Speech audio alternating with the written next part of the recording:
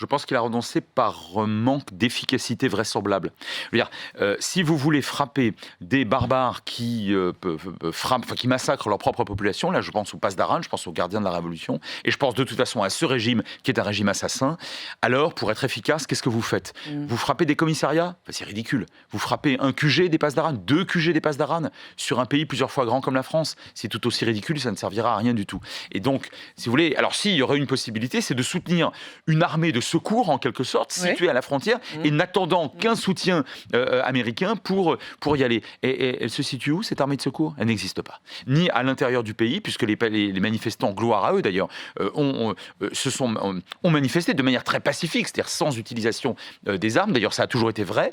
Gloire et honneur à cette population iranienne, mais qui du coup s'expose à chaque fois à une répression extraordinairement sanglante. Donc je pense que c'est davantage qu'une question idéologique ou qu'une question peut-être même de courage ou de lâcheté. Je pense que c'est davantage la problématique de l'efficacité qui est en cause. En revanche, si le régime avait été ou était en voie d'être réellement renversé avec, par exemple, le soutien d'une partie de l'armée régulière, je ne parle pas des Pasdaran, mais de l'armée régulière en faveur des manifestants, oui, là je pense qu'il aurait sans doute soutenu mais des soldats, si vous voulez, et des officiers qui étaient déjà prêts à recevoir ce soutien.